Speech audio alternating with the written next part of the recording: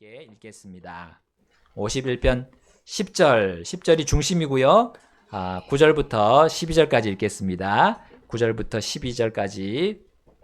자, 51편 9절입니다. 9절 제가 먼저 읽고 여러분 12절은 다 같이 읽겠습니다. 9절 주의 얼굴을 내 죄들로부터 숨기시고 내 모든 불법을 지워 주옵소서. 오 하나님이여, 내 안에 깨끗한 마음을 창조하시고 내 속에 올바른 영을 새롭게 하옵소서. 나를 주의 앞에서 쫓아내지 마시고 주의 거룩한 영을 내게서 거두지 마옵소서. 함께 읽겠습니다. 주의 구원의 기쁨을 내게 회복시켜 주시고 주의 자유로운 영으로 나를 떠받쳐 주옵소서. 아멘. 자, 우리 오늘 말씀 제목은 우리 10절에 있는 말씀 그 안에 있는 것입니다. 내 속에 올바른 영을 새롭게 하옵소서. 자, 여러분 질문을 드립니다. 이 이스라엘 역사상 가장 훌륭한 왕은 누구라고 여러분 생각하십니까? 예, 다윗. 예, 그렇습니다. 저도 그렇게 생각합니다. 다윗이었습니다. 왜냐하면 그는 거의 평생토록 백성들을 위해서 또 하나님께서 주신 권력을 사용했기 때문입니다. 자, 그렇다고 그가 하나님을 사람 밑에 두지 않았습니다. 하나님보다 사람을 우선하지 않았습니다. 그는 거의 평생을 하나님을 경외하고 또한 진실했고요. 진실하게 삶을 살았고요. 그 다음에 거의 평생 동안 탐욕을 미워하는 자였습니다. 곧 그는 하나님을 우선했기 때문에요. 그보다 더 뛰어난 이스라엘 통치자가 이 지금까지도 없습니다. 유다 지파에 속한 이 다윗은 이제 자기 지파인 유다만을 통치할 뻔했습니다. 왜냐하면 이 다윗은 선정을 베풀었던 왕이었기 때문입니다. 욕심을 부리지 않았습니다. 다윗은 얼마든지 유다로 만족하지 않을 수 있는 여건에 있었고 조건을 가지고 있었습니다. 그는 지도자를 잃은 나머지 지파들, 11지파들을 이제 강제로 다스리기 위해서 손을 쓸 수도 있었습니다. 자, 그는 사울이 통치할 때부터 사실 거의 모든 백성들에게 인정을 받은 전사 아니었습니까? 여러분 골리앗을 쓰러뜨린 그 사건 기억하시죠? 그것을 했을 때 여인들이 나와가지고 사울이 죽인 자는 수천이라고 했고 다윗이 죽인 자는 수만이라고 했습니다. 자, 이것만 봐도 다윗의 명성이 이스라엘 전역에 뻗어져 나갔던 것입니다. 심지어 그들의 원수였던 블레셋 사람들도 그 사건을 기억했습니다. 다윗을 사울보다 높이 축혀 세우는 그 여인들의 목소리를 그들도 듣고 회자를 했던 겁니다. 그래서 다윗은 교묘하게 이제 정치를 해가지고 북쪽에 있던 그 지파들을 자기 편으로 만들 수도 있었어요. 한 지파씩 접촉을 해가지고 자기 편으로 흡수할 수 있었습니다. 혹은 이 블레셋과의 이제 전쟁으로 인해서 사울이 전사했잖아요. 그리고 이스라엘이 대패를 했습니다. 이 혼란한 국정 이 상황을 틈타서 이제 다윗은 내전을 일으켜서 강압적으로 그들을 굴복시킬 수도 있었습니다. 자, 그러나 다윗은 유다를 다스린 지 7년 동안, 무려 7년 동안 유다만을 다스렸던 거예요. 그동안 그가 다른 지파를 흡수하려고 또 그 어떤 계획도 하지 않았습니다. 그 어떤 행동도 취하지 않았습니다. 오히려 이스라엘 지파들이 다윗에게 알아서 와서 붙기 시작했어요. 자, 이스라엘 전체가 이 국가가 위기에 처했음을 깨달은 이 각 지파의 우두머리들이 하나씩 다윗에게 와서 투항하는 것이 아닙니까? 전에 600명이 다윗을 따라왔는데 이제 그 인원이 수십만 명으로 늘어나게 됩니다. 시간이 가면 갈수록 사울의 집은 줄어들었지만 다윗의 집은 계속 늘어났고 강하게 되었습니다. 자, 이제 결국 사울의 군대 대장이었던 이 아브넬이 사울의 왕국 전체를 다윗에게 넘겨주려고 했어요. 자, 이 일이 계기가 되어서 결국 나머지 모든 지파 장로들과 우두머리들이 다 다윗에 나와가지고 다윗에게 자신들을 맡겼습니다. 만약 다윗이 하나님과 백성을 위해서 일하지 않았다면 얼마든지 더욱 빠르게 이스라엘 전체를 이 다윗이 통일할 수 있었습니다. 그리고 다스릴 수 있었어요. 그러나 그는 하나님을 가장 윗자리에 모셨기 때문에 그분이 하실 일을 기다리고 기다리되 수년을 넘어서 수십 년이라도 그는 기다릴 수 있었던 겁니다. 자, 이제 이스라엘을 다시 통일한 왕이 된 이 다윗이 어떻게 됩니까? 승승장구합니다. 내부를 하나로 통합하니까 이 내부의 힘이 결집하는 거죠. 우리 사람을 보십시오. 우리 사람이 영과 혼과 몸으로 되어 있는데 이 영과 혼과 육이 하나로 완전히 결합되면 얼마나 큰 힘을 발휘합니까? 한 사람의 그런 모습들이 우리 성경에 많이 나옵니다. 한 사람이 얼마나 놀라운 일을 하나님의 힘을 받아서 하고 있는지, 그리고 변화를 시키는지요. 그 한 나라를 완전히 바꾸지 않습니까? 우리 다윗이 그러했습니다. 또 이스라엘이 그러했습니다. 자, 이제 외부의 적들이 이스라엘을 침범하지 못하는 겁니다. 오히려 계속 이스라엘에게 패배하는 것이 아닙니까? 그 주위 민족들이 다 다윗에게 나와서 굴복하는 것이 아닙니까? 매 전투마다 다윗이 나아가서 승전가를 올렸습니다. 자, 다윗과 이스라엘 군대 이 기세에는 그 어떤 전사나 그 어떤 이민족의 군대도 이기지 못하고 쓰러졌습니다. 결국 이 패배한 민족들은 다윗의 노예가 돼가지고 이제 뭘 바칩니까? 공물을 바쳤던 것입니다.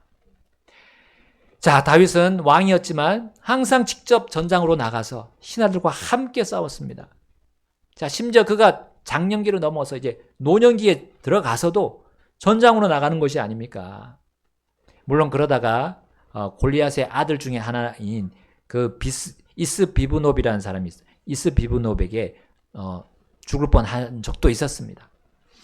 그런데 다윗이 이렇게 한창 나이 때 또 주위 민족들과 패권을 다투던 그 전쟁을 하던 시절에 그가 무슨 이유인지 한번 이제 출정을 하지 않았어요.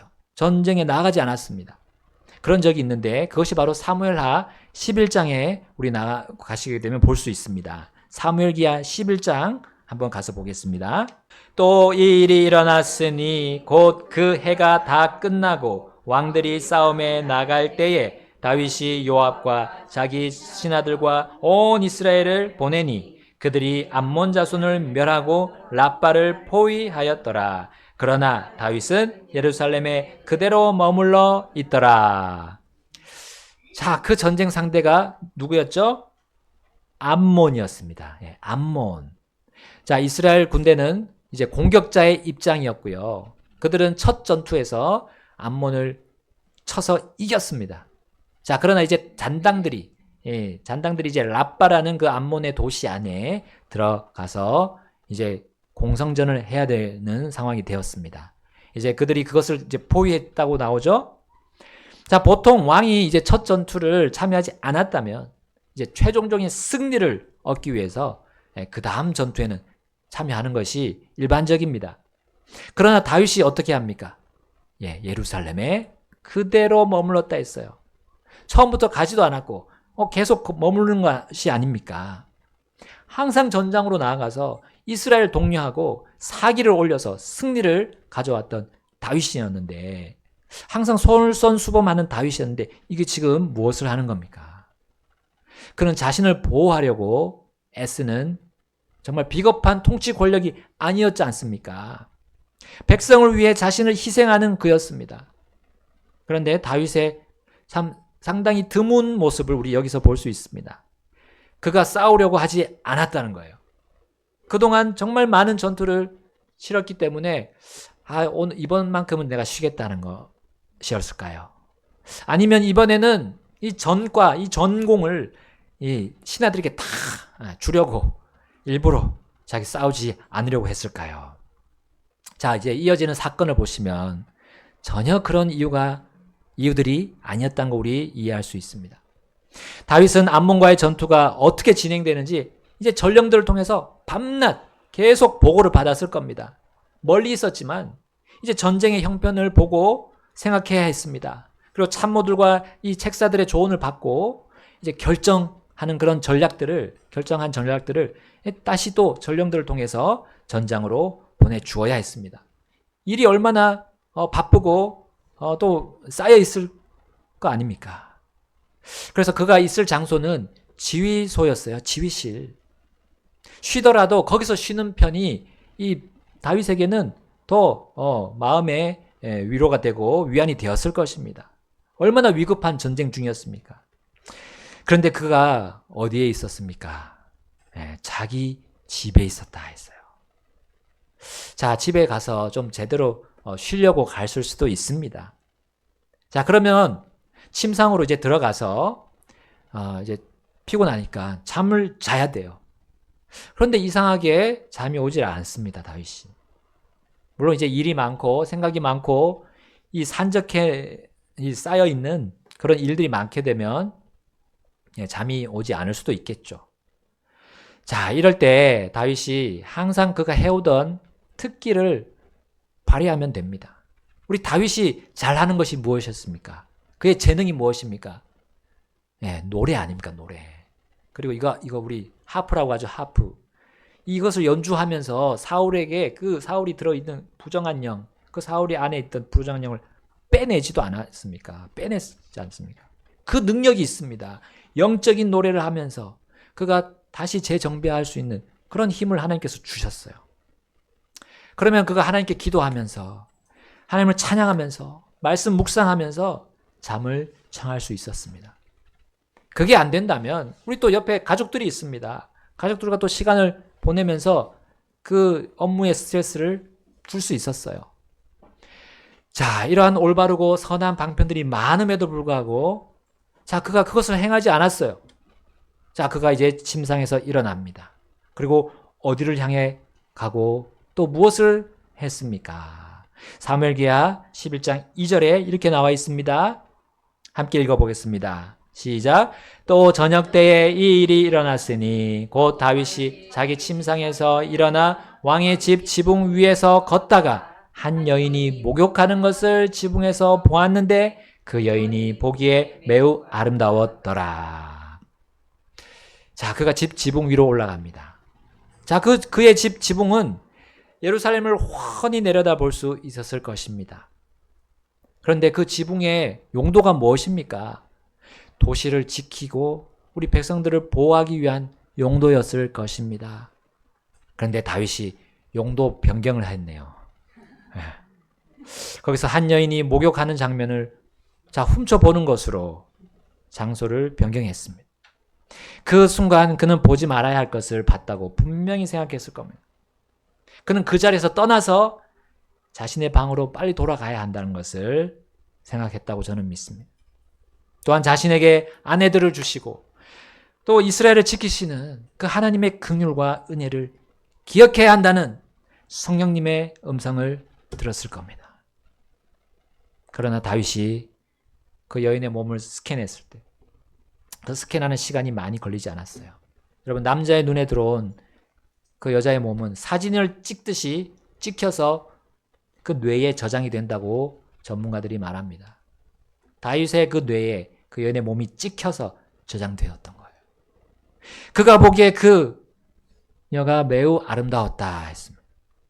그때 다윗이 정말 올바르게 가야 할 발걸음이 정지가 되고 말았어요.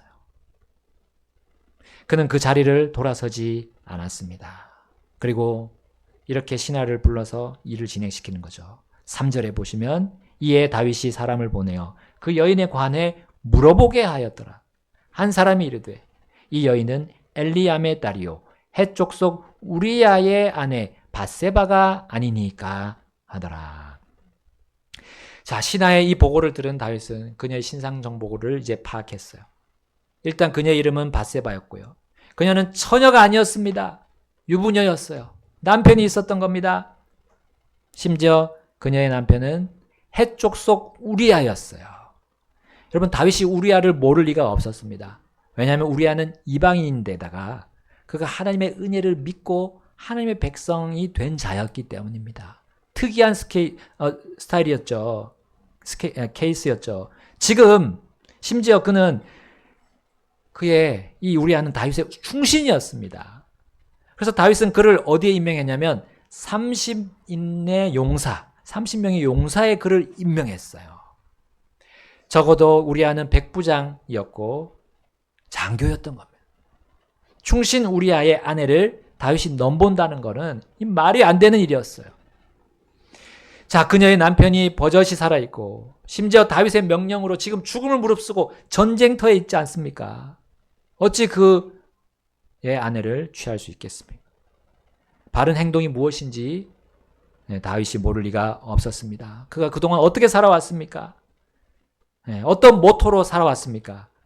하나님의 기쁨이 나의 기쁨이다라고 하지 않았습니까?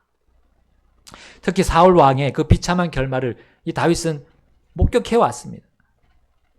그 사울처럼 자신의 욕망을 위해서 권력을 쓰다가 그가 재앙을 받은 거 너무나 다윗은 잘 알고 있었습니다. 그래서 자신은 절대로 그러한 왕이 되지 않겠다고 연거푸 다짐하지 않았을까요? 그렇게 다짐하면서 순간순간을 정말 주님을 신뢰하면서 유혹을 이기고 주님과 백성을 위해 헌신해왔던 다윗이었습니다. 그런데 그가 어떠한 일을 합니까? 4절부터 5절 이렇게 나와 있습니다. 다윗이 전령들을 보내어 그녀를 데려오게 하니 그녀가 그에게로 왔더라. 그녀가 자기의 부정함에서 정결하게 되었으므로 그가 그녀와 함께 누웠더라. 그리고 그녀가 자기 집으로 돌아갔더라. 그 여인이 수태하니 사람을 보내어 다윗에게 고하여 이르되 내가 아이를 가졌나이다 하더라. 다윗이 최악의 선택을 하고 말았습니다. 그는 탐욕을 미워하지 않기로 결정했어요. 그는 욕정을 선택했습니다. 그는 하나님으로부터 시작하여서 이스라엘 백성들과 신하들과 가족들에게까지 그 악영향을 미치게 되었어요. 그 모든 것들을 그는 마음속에서 삭제해버렸습니다. 잠시 잠깐의 쾌락을 위해서 모든 것을 버리는 것이 바로 탐욕입니다. 무엇보다 탐욕은 다윗이 가장 높이고 찬양했던 하나님을 잊어버리게 했어요. 그는 모든 것을 잃어버린 거나 마찬가지입니다. 왜냐하면 하나님을 잊어버렸기 때문에. 다윗은 탐욕이 가져오는 그 육신의 행위들을 이제 쏟아내기 시작합니다. 그는 밧세바가 수태했다는 소식을 들었을 때 정말 심장이 덜컹 떨어지는 느낌을 받지 않았을까요? 이제 그는 그동안 굴리지 않았던 머리를 굴리기 시작합니다. 이 사태를 어떻게 무마하고 덮을까? 그래서 그는 지금 전장에서 목숨을 다해 싸우고 있는 우리아를 예루살렘으로 복귀시키라는 전령을 보냅니다. 군대 대장 요압이 그 명령을 받고 우리아를 급히 복귀시켰어요. 자, 그때 이렇게 나옵니다. 사무엘하 11장 7절 8절 7절입니다. 우리아가 다윗에게 왔을 때 다윗이 그에게 요압이 어떻게 행하는지 백성은 어떻게 행하는지 그리고 싸움은 잘 되어 가는지 다그쳐 묻더라. 또 다윗이 우리아에게 이르되 내 집으로 내려가서 내 발을 씻으라 하더라. 우리아가 왕의 집에서 떠나니 왕에게서 온 음식물이 그를 뒤따라 갔더라. 자, 간음을 범하고도 능청스럽게 우리아를 대하는 다윗의 모습을 한번 여러분 상상해 보십시오. 왜 다윗이 원수들과 잘 싸우고 있던 우리아를 불렀습니까? 탐욕으로 간음을 저지른 자신의 죄악을 덮으려 하기 위함이 아닙니까? 우리아가 집에 가서 자기 아내와 함께 했을 때 그녀가 수태한 것이 우리아의 것이 된 것으로 정상적인 관계로 포장하기 위함이 아닙니까? 우리아가 과연 이제 다윗의 뜻대로 자기 집으로 가서 자기 아내에게 들어갔을까요? 아니었습니다. 그는 그 밤에 왕의 집 문에서 다윗의 종들과 함께 잤습니다.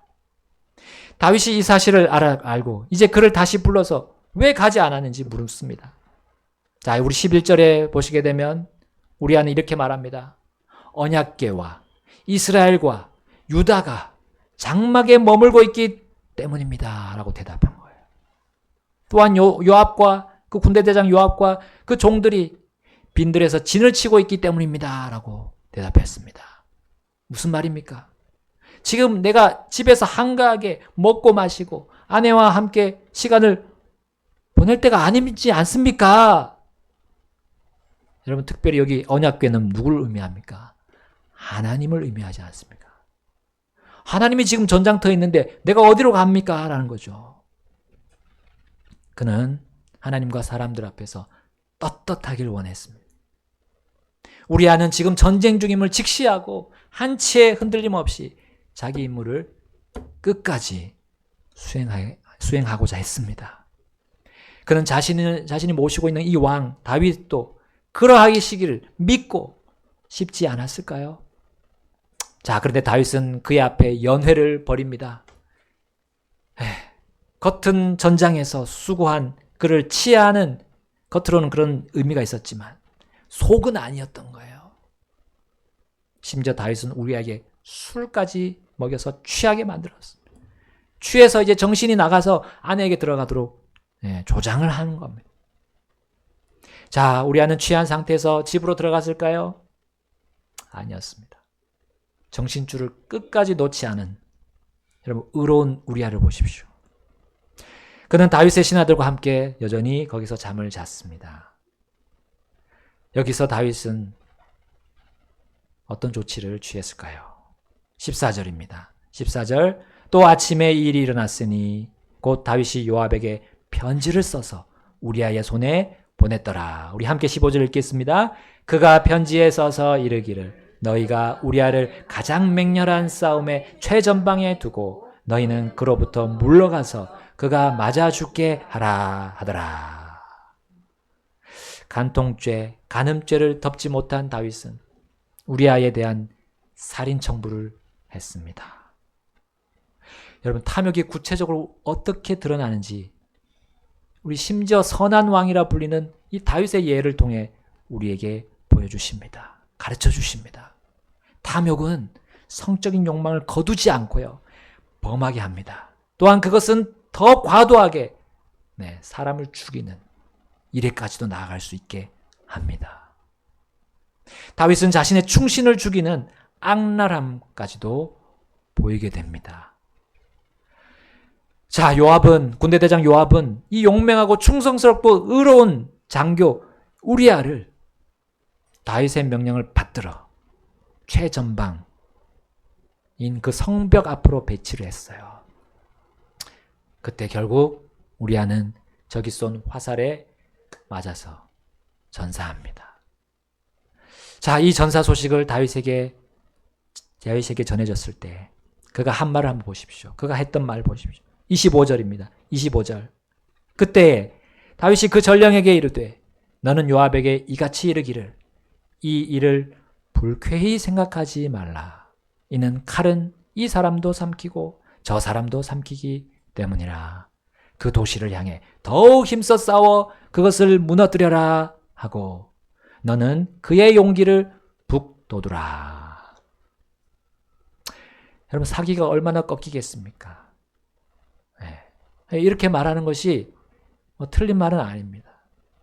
그러나 다윗은 충신의 전사 소식에도 슬퍼하지 않았습니다. 요압은 다윗이 이 소식을 들었을 때 정말 다윗이 노하면서 왜 그를 성벽 가까이로 보냈느냐라고 말씀하실 거라고 예상했어요. 그런데 다윗은 전혀 그런 말을 하지 않았어요. 다윗이 예전과 같지 않았기 때문입니다. 변했기 때문입니다. 오직 자신의 탐욕을 향해 내달렸기 때문이에요.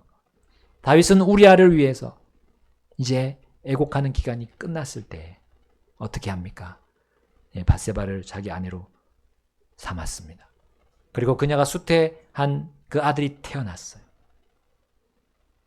탐욕의 모습 어떻게 드러납니까? 각종 속임수, 거짓말, 위선, 심지어 도둑질까지 범하도록 이 다윗을 강하게 이끌었습니다. 그러나 과연 다윗은 자신의 육신의 행위들, 이 죄악들을 숨길 수 있었습니까?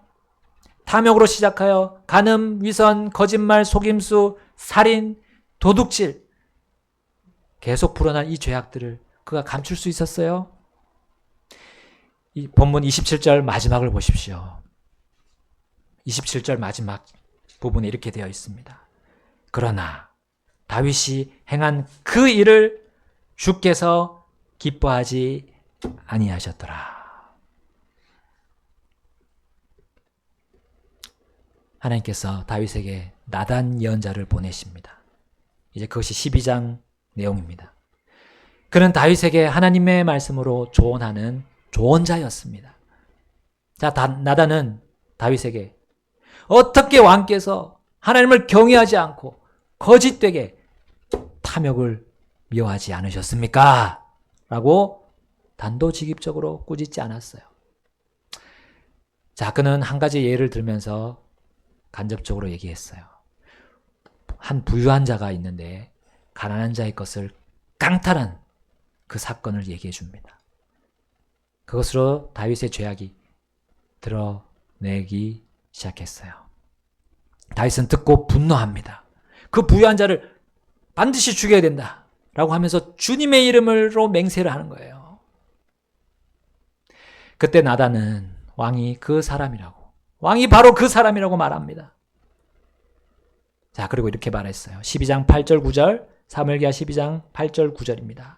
또 내 주인의 집을 내게 주었고 내 주인의 아내들을 내 품에 주었으며 이스라엘의 집과 유다의 집을 내게 주었으니 만일 그것이 너무 적었다면 내가 내게 이것저것들을 더 많이 주었으리라. 함께 9절 읽겠습니다.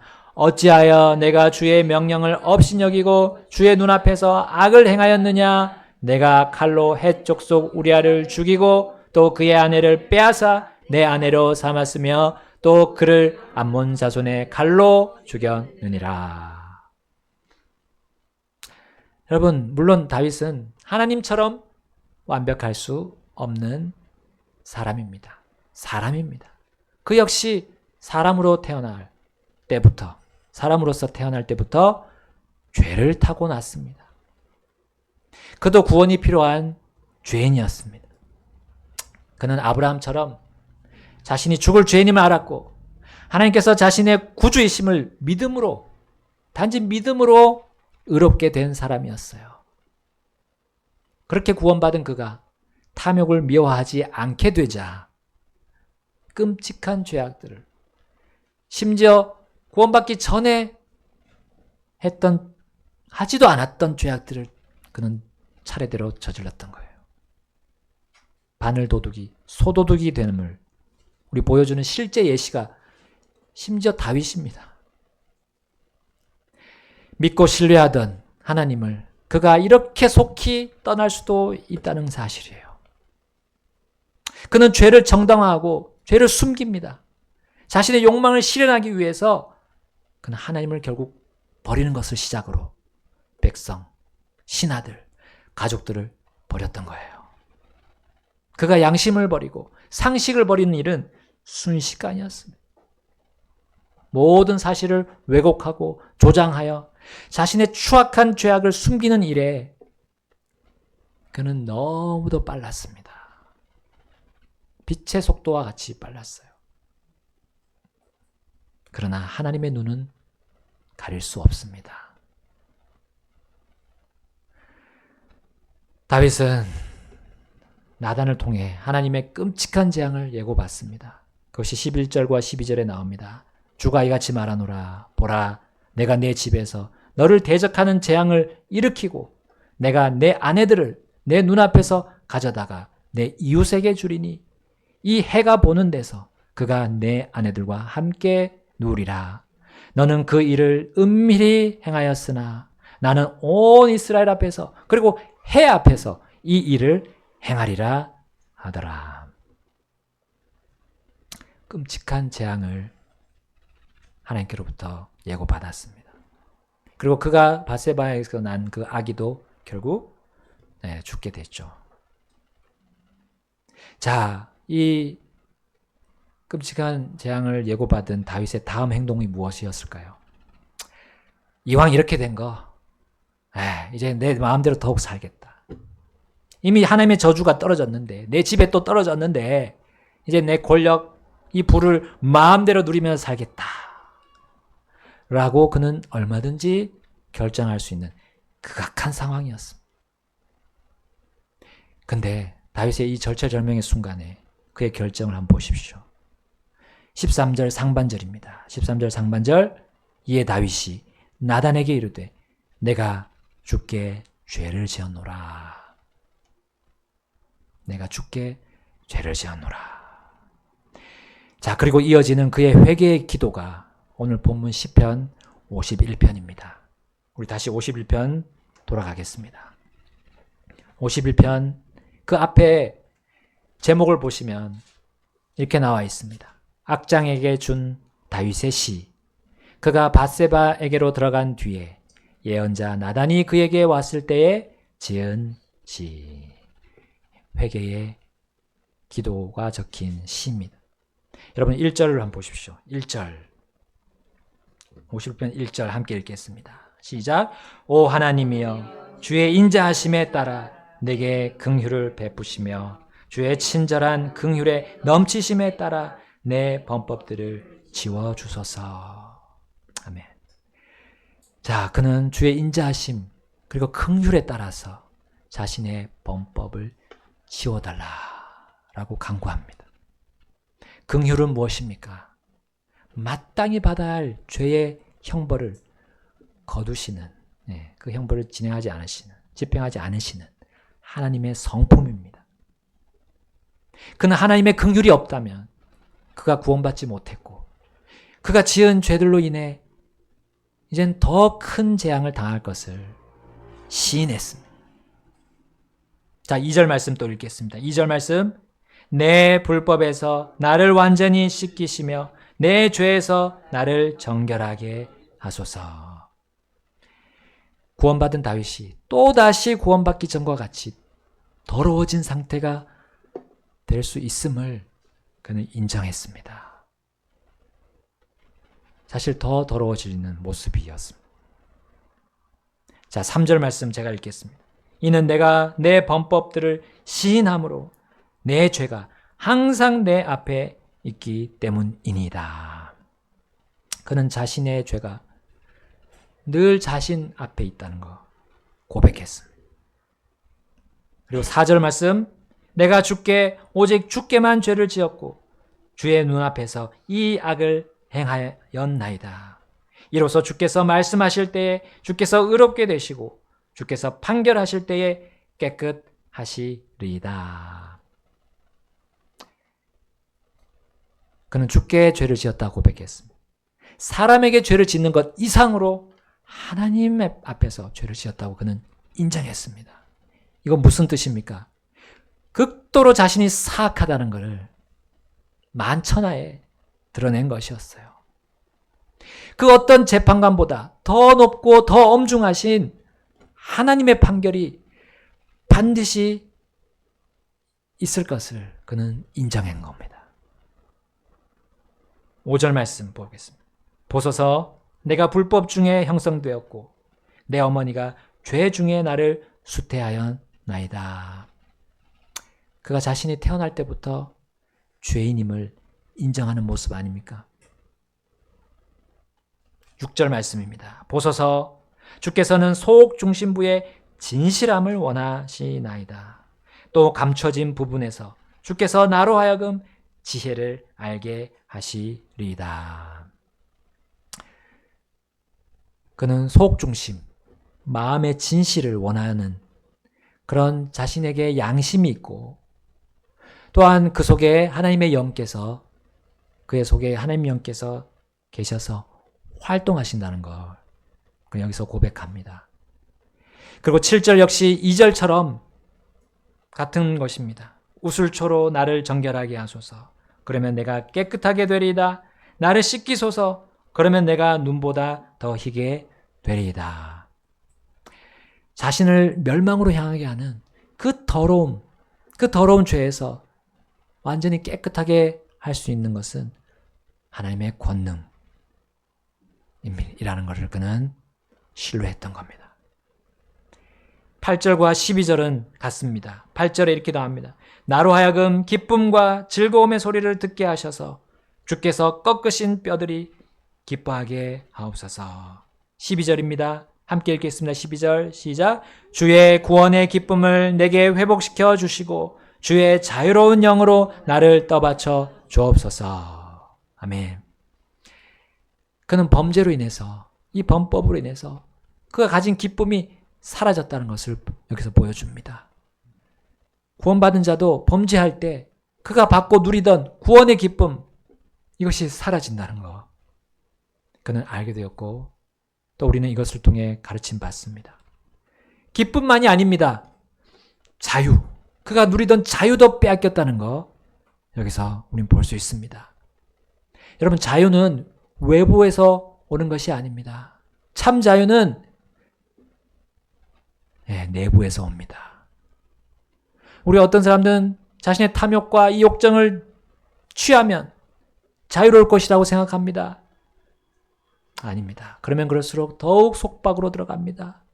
죄가 그를 완전히 묶어 놓습니다. 죄의 노예가 되는 것이죠. 그러나 진정한 자유는 자유로운 영에서 오는 겁니다. 속에서 오는 겁니다. 그것이, 그 자유로운 영이 누구십니까? 거룩하신 영, 바로 성령 아니십니까? 성령께서 우리를 인도하실 때, 우리가 그걸 따를 때, 그 인도를 따를 때 우리는 자유를 누리게 된다는 것을 이 다윗이 기억하고 고백하고 있습니다. 자, 그러기 위해서는 그 영이 새롭게 되어야 합니다. 10절과 11절입니다. 우리 함께 읽겠습니다. 10절, 11절 시작. 오 하나님이여, 내 안에 깨끗한 마음을 창조하시고 내 속에 올바른 영을 새롭게 하옵소서. 나를 주의 앞에서 쫓아내지 마시고 주의 거룩한 영을 내게서 거두지 마옵소서. 아멘. 죄악들로 더럽혀진 마음이 새롭게 되어야 깨끗하게 될 수 있습니다. 내가 스스로 선한 행위를 하고 의로운 행위를, 내 생각에 의로운 행위를 한다고 해서 그것이 깨끗해지지 않습니다. 오로지 회개입니다. 회개. 내가 가고 있던 그 죄악된 길에서 돌이켜서 하나님의 길로, 하나님의 그 의로운 길로 가는 거예요. 하나님이 나에게 너 잘못됐다, 돌아와라 했을 때 그 말에 순종하는 것이 회개입니다. 그랬을 때 영이 새롭게 됩니다. 회개하지 않게 되면 결국 하나님을 떠나게 되고요. 주님의 그 기쁨과 구원의 기쁨을 회복할 수 없다는 것을 다윗은 고백했습니다. 그렇게 되면 그가 다시 예전처럼 죄의 속박으로 들어가서 죄의 노예가 돼서 비참한 삶을 살아야 한다는 것을 이 다윗은 고백한 겁니다. 정리하겠습니다. 여러분, 올바른 영이신 성령이 우리 안에 계십니까? 성령님이 이 성경 말씀으로 너가 무슨 잘못을 하고 있는지, 어떤 탐욕을 가지고 있는지 보게 하십니다. 우리의 영은 그 성령님의 말씀으로 새로워져야 합니다. 새로운 피조물이 되었습니까? 우리 주님의 구원을 받으셨습니까? 주님이 주시는 놀라운 천국의 소망을 가지고 계십니까? 새로운 피조물이 된 겁니다. 이제 우리는 그때부터 날마다 새롭게 될 수 있는 조건이 주어졌습니다. 우리 안에 계신 성령님이십니다. 그분은 결코 떠나지 않으십니다. 구약 시절에는 떠났다가 들어오셨다가 떠났다 들어오셨다 하셨지만 신약 시대는 아닙니다. 그분이 영원히 함께 계셔서 우리의 보증이 되십니다. 하나님의 자녀라고 보증해 주셔요. 증언해 주신다는 겁니다. 그 성령님이 우리 이 성경 말씀으로 깨우치실 때 우리 들어야 합니다. 특히 나단이 다윗에게 그의 죄악을 드러낼 때, 잘못하고 있는 것을 드러낼 때 어떻게 했습니까? 다윗이 그 순간 바로 회개했습니다. 물론 그 전에 그는 여러 번 회개할 수 있는 기회가 있었어요. 그때 회개했다면 그는 이러한 재앙에 대한 예고를 받지 않았을 겁니다. 그러나 마지막 순간이라도 그는 회개했던 거예요. 이것이 바로 사울과 다윗의 큰 차이였습니다. 사울 왕은 끝까지 회개하지 않았습니다. 그러나 다윗은 회개했습니다. 그리고 하나님과 함께 다시 걷기를 갈망하면서 이렇게 나아갔던 겁니다. 하나님께서 설교를 통해 우리에게 말씀하십니다. 그때 다른 사람에게 주어진 것이 아니라고 생각해요. 이것은 나에게 주신 것이다. 나에게 주신 것이다. 라고 그 말씀을 받아들여야 돼요. 그래야 내가 회개할 수 있게 될 것입니다. 아, 이것은 저 사람 거야. 이 사람 거야. 요 사람 거야 하면 회개할 여지가 없습니다. 여러분, 다윗이 그렇게 회개했습니다. 그러므로 그는 용서받았고요. 잃어버렸던 구원의 기쁨을 회복할 수 있었습니다. 잃었던 자유를 다시 찾을 수 있었습니다. 더럽혀진 영과 혼, 몸까지도 그는 깨끗하게 씻을 수 있었어요. 내 주위에 정말 죄악으로, 이 탐욕으로 흐트러지고 난장판이 된 우리 삶을 한번 보십시오. 우리는 회개로 정리할 수 있습니다.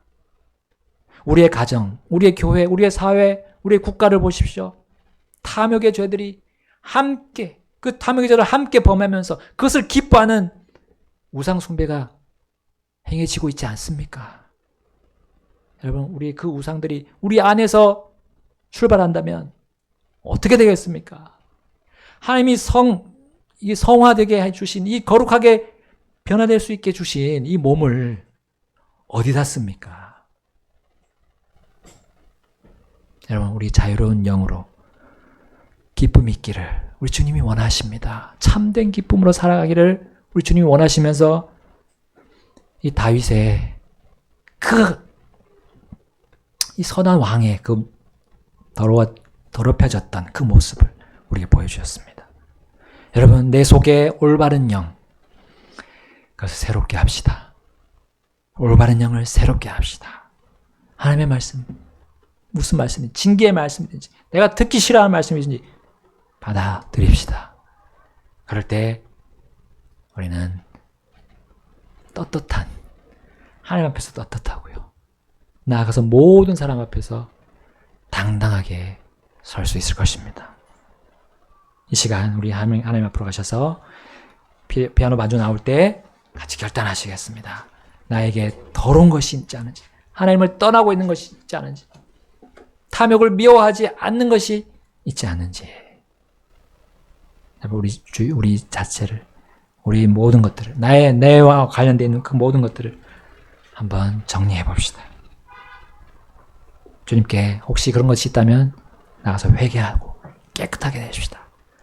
구원의 기쁨, 자유의 기쁨을 회복합시다. 다 같이 기도하시겠습니다.